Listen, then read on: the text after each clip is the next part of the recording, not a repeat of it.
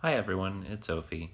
Just wanted to give a really short video here for a new board game that we'd gotten today. It's actually a redo of an old board game that has just come out in the last week or so here from a new company, Hasbro, versus Avalon Hill, who was the original producer. If you know what I'm talking about already, then stay tuned and we'll get right to it.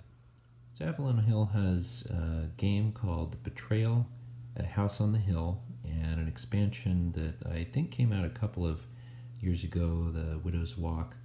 And I've played the original game, Betrayal. A friend had brought that over about 2-3 years ago for Halloween, just for a fun detective-y Cthulhu, old pulpy horror kind of board game. And we, aside from a couple of times where the end game trigger happened a little bit too early for us, we really have not had any bad times playing the game yet. Haven't played the expansion yet, but that one looks pretty neat. I think we're going to try that out soon. This game, however, is the new version, because we play a lot of D&D here. This is Betrayal at Baldurs Gate, and just came out, put out by Hasbro, who I believe puts out all of the D&D board game adventures right now. It could be Wizards of the Coast, but I think it's Hasbro for that one. They've put out this version of it, and right off the bat from the package, there are 2 promo cards that I was a little surprised to get, because I thought they were only going to be for retail stores, and the place I ordered from online does have a retail presence, so that might be why they got some of these. But there's one for the new game, based on an event from the classic D&D adventure, Tome of Horrors, or Tomb of Horrors. I do that every time. I hate that word. Tomb of Horrors. And actually comes with, you'll notice there's slightly different backs here. The new version versus the old one. So this one, I don't have the original game, and a buddy who does is going to be getting this anyway. So this one has another event card for the original. Obviously it'll clash a little bit if I try to mix them in, but if my buddy doesn't need it and I don't end up getting the original myself, we'll put up with it. We all have bad memories anyway. So here's the box of the game.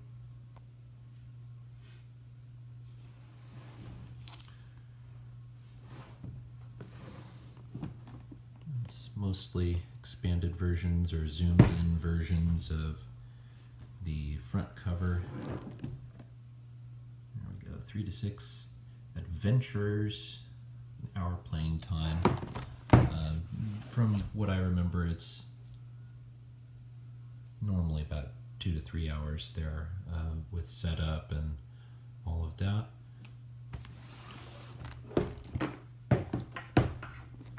So here we go. Yeah, Wizards of the Coast for D&D.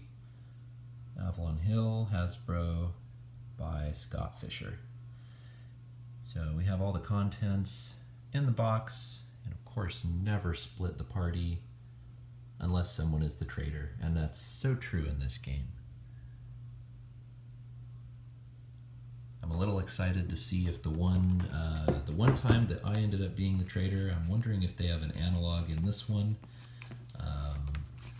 For anyone who's played that one, that was great. That was so fun, and somehow I ended up winning. I think it was geared toward the traitor winning on that one, but for anyone who's played the original, there was a plant in the team, and that's all I'll say.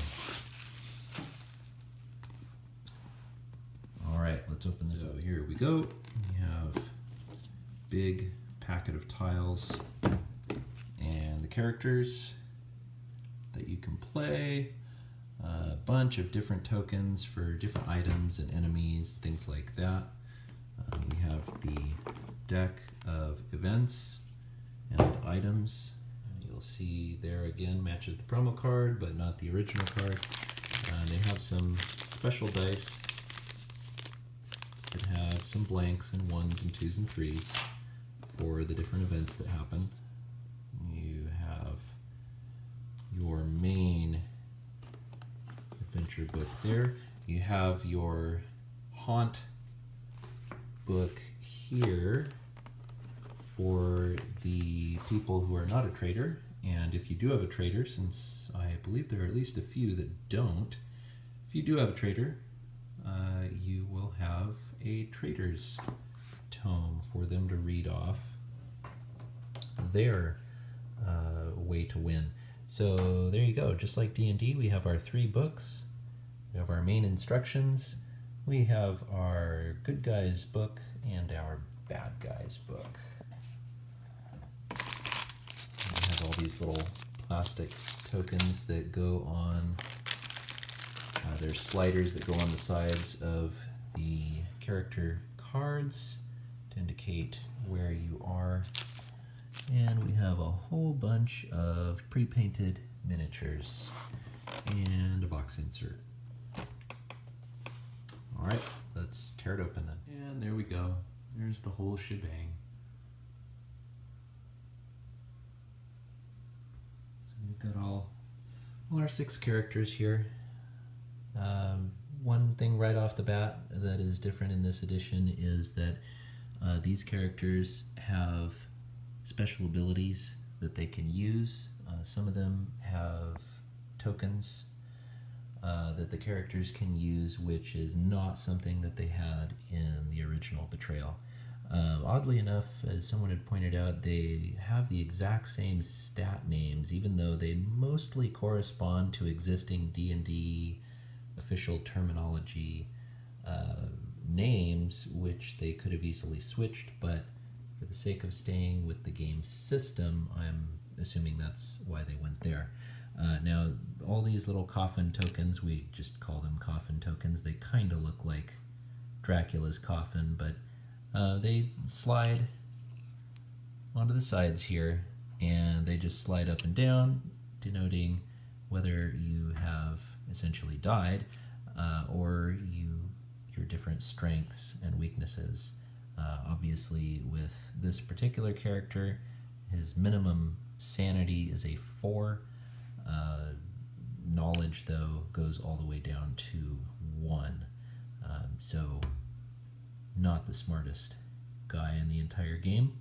But most of these scores you can go up and down in. You have a little green score on each of these that denotes where you start. And there's different game effects and events and items that can make those go up and down. And when you go down to the little skull icon on any of these, you're dead. So we have that. Bunch of little tokens. So we have in this one a human monk, a dwarven barbarian, a drow ranger, a halfling druid, a half-orc paladin, and a human sorcerer. And we have all of their tokens here. I actually thought the orc was totally unpainted at first, but here we are.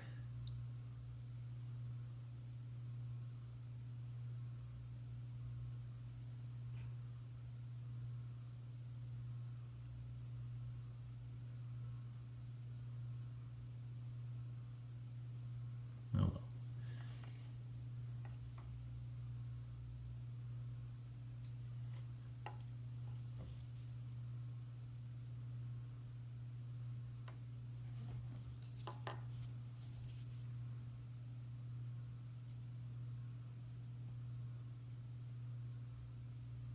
They are rather rubbery.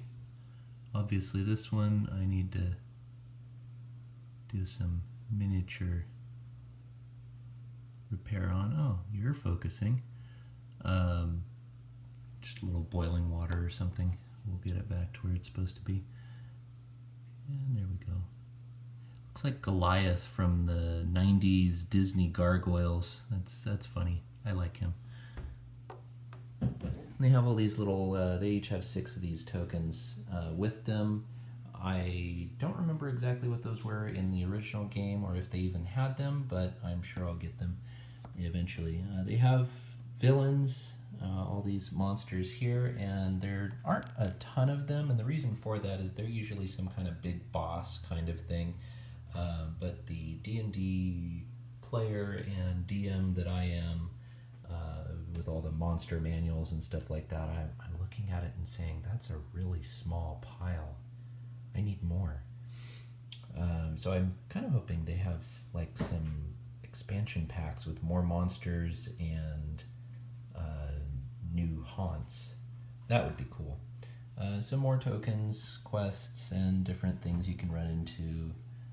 Things to represent your special abilities, weapons, the dice, and I'm sorry, it's only 0, 1, or 2 on the dice. And I'll put on the rest of those tokens later and open up the cards. And you have items and some item piles. I don't remember an item pile, but there it is. Different spell scrolls, which, no, they just say spell scroll. Which you should have some spell cards in the event wrapped up deck there. Different obstacles that can be placed, and a tracker here for the game to figure out when the haunt begins, I believe. And a lot of haunt specific monster tokens that get placed around, usually by the trader, sometimes just by whoever is to the right of the active player or what have you. Then we have all the tiles. They are actually really thin. They don't feel particularly flimsy, but they're really light, and that makes me nervous, but we'll see how those play. And one of the things that I had heard online a lot about Betrayal at Baldur's Gate, as opposed to the original game, was the fact that people had missed that in the original game you're going into a haunted house kind of situation.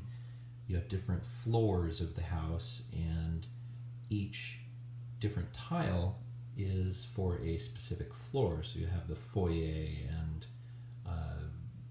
you'll have some basement tiles, and you'll have, you know, the attic and a landing and things like that. So you have multiple floors, whereas this one, in looking at this, just in punching it out, it looks like we're not in a building per se. We're actually at Baldurs Gate, the city. So we have a cityscape that we're building.